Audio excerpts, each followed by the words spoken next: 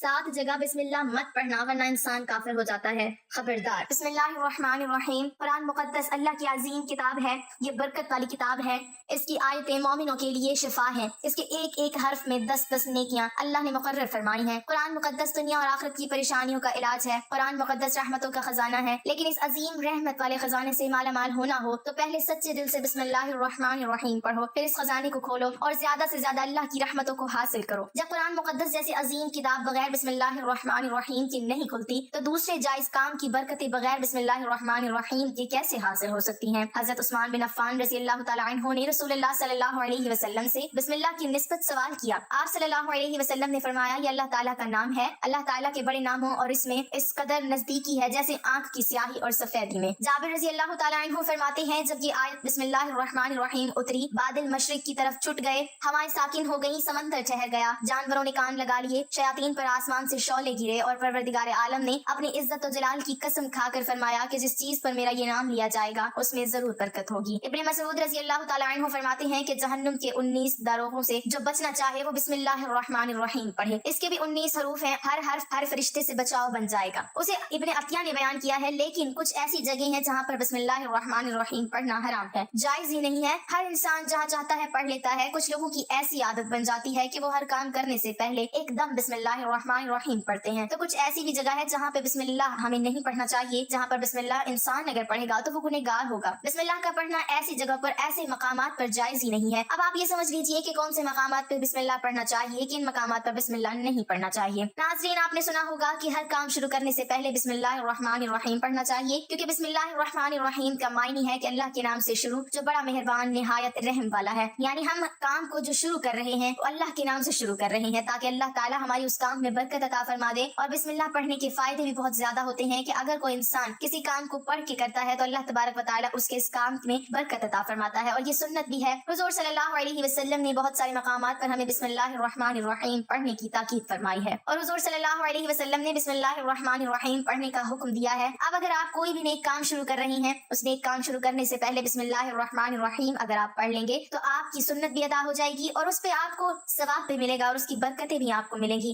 اگر آپ نے کسی نیک کام شروع کرنے سے پہلے بسم اللہ پڑھ لیا تو پھر انشاءاللہ اس میں آپ کا نقصان نہیں ہوگا، اللہ تعالیٰ خود آپ کا حامی و مددگار اور ناصر بن جائے گا، کیونکہ آپ نے اپنے کام کو اللہ کے نام سے شروع کیا ہے کہ ہمارا کام تھا کرنا، اور بندہ کیا کرتا ہے اور اس کے بس میں ہوتا کیا ہے؟ بندہ تو اسباب اختیار کرتا ہے، اور بندہ کر بھی کیا سکتا ہے؟ بندے کے ذمہ صرف اسباب کا اختیار کرنا ہے کہ آپ کسی کام کو کرنے سے پہلے سبب اختیار کریں کہ ہمیں یہ کام کرنا ہے، باقی اللہ کے سپرد کر دیں۔ آپ اپنے کام کو کریں، باقی جو آپ کا کام ہے وہ اللہ تبارک و تعالیٰ کے سپرد کر دیں۔ ایک مرتبہ ایک صحابی آ کر عرض کیا یا رسول اللہ صلی اللہ علیہ وسلم میں پریشان ہوں، ہمارے اونٹ کہیں کھو گئے ہیں، تو آپ صلی اللہ علیہ وسلم نے ان کو یہ بتایا کہ اللہ پہ بھروسہ کرو، اور اللہ پہ بھروسہ ہی اصل چیز ہے۔ یہ بولو کہ میں نے اللہ پر بھروسہ کر لیا، اللہ پاک کافی بہترین کارساز ہے۔ تو کچھ صحابہ کرام کہنے لگے یا رسول اللہ صلی اللہ علیہ وسلم ہمیں اللہ کی ذات پر بھروسہ ہے، کیا ہم اپنے اونٹوں کو ایسے ہی چھوڑ دیں؟ اگر ہماری قسمت میں ہوں گے تو ہمارے اونٹ واپس آ جائیں گے اور مقدر میں نہیں ہوں گے تو چلے جائیں گے، ہمیں اللہ کی ذات پر بھروسہ ہے۔ تو آپ صلی اللہ علیہ وسلم نے فرمایا کہ نہیں، پہلے اپنے اونٹ کو باندھو، پھر اللہ کی ذات پر یقین کرو، پھر اللہ کی ذات پر بھروسہ کرو، یعنی ہمارے ذمے کے جو کام ہے وہ ہمارے اوپر کرنا لازم ہے۔ اسباب کا انکار کرنے والا جاہل ہوتا ہے، اسباب کا انسان انکار کر نہیں سکتا کہ نہیں ہم تو ہاتھ پہ ہاتھ رکھ کے بیٹھ جائیں گے، اب اللہ کھلائے گا کیونکہ وہ رزاق ہے، وہ ہمیں کھلائے، لیکن آپ اپنی محنت کیجئے، آپ اسباب اختیار کیجئے، پھر اللہ کی ذات پر چھوڑ دو۔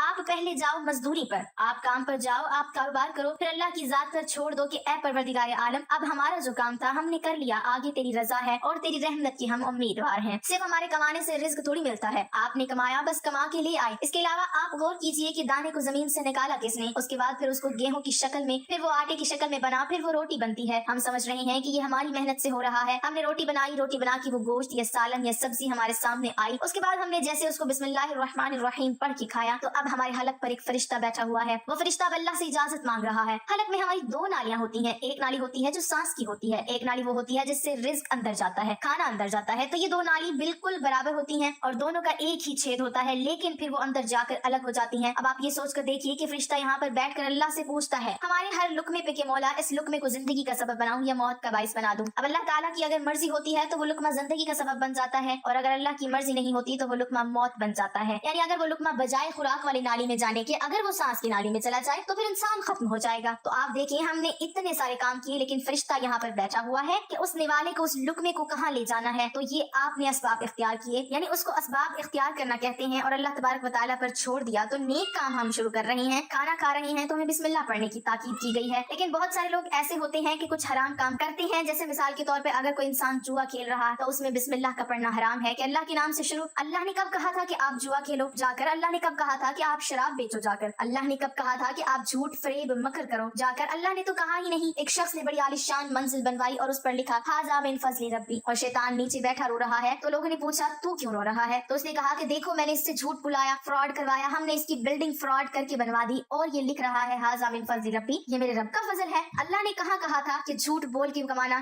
اللہ نے کہاں کہا تھا کہ ڈونگ کرنا؟ اللہ نے کہاں کہا تھا کہ فراڈ کرنا؟ تو مقصد صرف یہ ہے کہ شیطان تو ہر طرح سے انسان کو بہکاتا ہے، تو اس لیے حرام کاموں سے پہلے ہمیں بسم اللہ ہرگز نہیں پڑھنا چاہیے۔ ہمیں ہر نیک کام شروع کرنے سے پہلے بسم اللہ الرحمن الرحیم پڑھنا چاہیے۔ ہمیں احتیاط رکھنا چاہیے کہ جب ہم باتھ روم کے اندر داخل ہو چکے ہوں، نہانے سے قبل بسم اللہ نہ پڑھیں، باتھ روم میں جانے سے پہلے ہم بسم اللہ الرحمن الرحیم پڑھیں، اور باتھ روم کے نکلنے کے بعد جب کپڑے پہنے تو پھر بسم اللہ الرحمن الرحیم پڑھیں۔ اور کوئی انسان کاروبار کرتا ہے، اب اس نے جھوٹ بولا اور پھر اس کے بعد پیسے لیتے وقت بسم اللہ الرحمن الرحیم پڑھا، تو ایسی جگہوں پر جہاں پر حرام کام کوئی بندہ کرتا ہے تو وہاں پر بسم اللہ الرحمن الرحیم نہیں پڑھنا چاہیے، کیونکہ اللہ تبارک و تعالیٰ نے آپ کو دنیا میں چھوٹ دے رکھی ہے کہ جیسا کرو گے ویسا بھرو گے۔ اللہ سب کو دیکھ رہا ہے کہ کون کیا کر رہا ہے، تو جو کچھ ہم کر رہے ہیں صحیح یا غلط، اس کے بعد پھر لوگ کہتے ہیں کہ یہ تو اللہ کی مرضی ہے، لیکن یاد رکھنا یہ اللہ کی مرضی نہیں، اللہ کی اجازت ہے۔ اللہ نے آپ کو اجازت دی ہوئی ہے، بس اللہ نے چھوٹ دی ہوئی ہے کہ کر لو دنیا میں جیسا کرنا ہو۔ اللہ ظالم کو ڈھیل دیتا ہے لیکن جب پکڑتا ہے تو چھوڑتا نہیں ہے۔ اللہ کی پکڑ بڑی سخت ہے، تو دنیا میں اللہ دیکھ رہا ہے، یہ مرضی نہیں ہے اللہ کی کہ آپ گناہ کرو، لیکن اللہ نے بس اجازت دی ہوئی ہے کہ آپ کر لو، دیکھیں کتنا کرو گے۔